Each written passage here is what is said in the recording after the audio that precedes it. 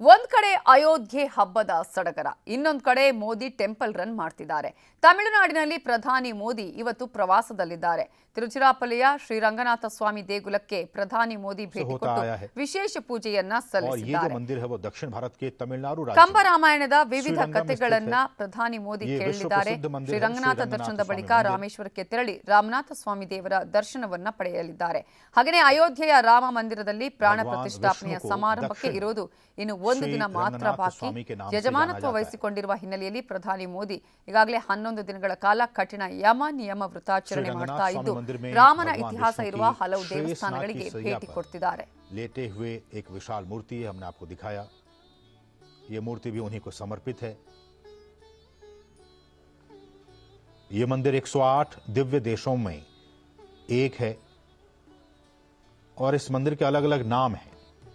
श्रीरंगम मंदिर, भूलोक, वैकुंठ, तिरुवरंगम, तिरुपति, पेरिया कोइल, ये तमाम वो नाम हैं जिन्हें लोग अलग अलग नामों से पुकारते हैं. इस मंदिर को अलग अलग नामों से यह मंदिर जाना जाता है. और जब आप इस मंदिर में जाएंगे, आपको इस मंदिर में लकड़ी की एक मूर्ति भी दिखाई देगी. इसे यान वाहन के नाम से जाना जाता है. धर्म ग्रंथों की बात की जाए तो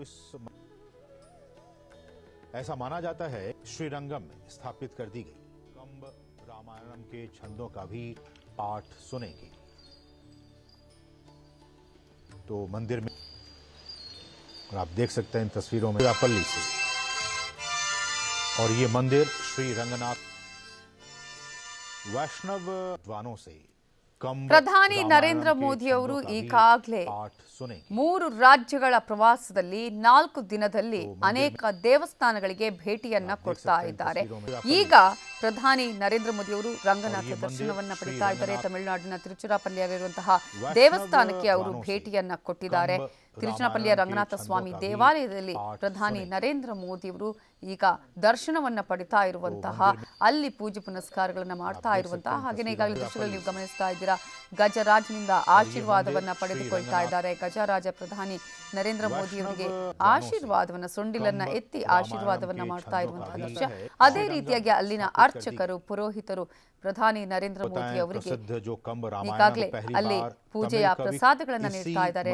ಪೂರ್ಣಕುಂಭ ಕಳಶವನ್ನ ನೀಡಿ ಅಲ್ಲಿ ಸಂಕಲ್ಪವನ್ನ ಮಾಡಿಸಿ ಪೂಜೆಯನ್ನ ನೆರವೇರಿಸ್ತಾ ಇರುವಂತಹ ದೃಶ್ಯಗಳನ್ನು ನಾವು ಗಮನಿಸ್ತಾ ಇದ್ದೀವಿ. ಹಾಗೆಯೇ ಪ್ರದಕ್ಷಿಣೆಯನ್ನ ಹಾಕ್ತಾ ಇದ್ದಾರೆ ಪ್ರಧಾನಿ ನರೇಂದ್ರ ಮೋದಿ ಅವರು. ನಿನ್ನೆ ಕರ್ನಾಟಕಕ್ಕೆ ಆಗಮಿಸಿದ್ರು, ಇವತ್ತು ತಮಿಳುನಾಡಿನಲ್ಲಿ ದೇವಸ್ಥಾನಕ್ಕೆ ಭೇಟಿಯನ್ನ ಕೊಡ್ತಾ ಇದ್ದಾರೆ.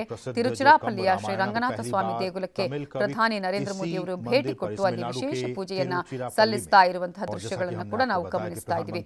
ಅದೇ ರೀತಿಯಾಗಿ ಕಂಬರಾಮಾಯಣದ ವಿವಿಧ ಕಥೆಗಳನ್ನು ಕೂಡ ಪ್ರಧಾನಿ ನರೇಂದ್ರ ಮೋದಿ ಅವರು ಕೇಳಿದ್ದಾರೆ.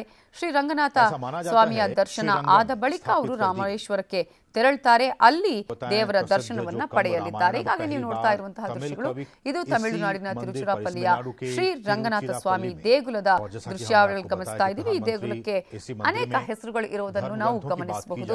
ಅನೇಕ ಹೆಸರುಗಳಿಂದ ಈ ದೇವಸ್ಥಾನದಲ್ಲಿ ಭಕ್ತರು ಒಂದೊಂದು ರೀತಿಯ ಹೆಸರುಗಳಿಂದ ಕರೀತಾರೆ. ತಮ್ಮದೇ ಆದಂತಹ ವಿಶೇಷತೆಯನ್ನ ಹೊಂದಿದೆ ಈ ದೇವಸ್ಥಾನ.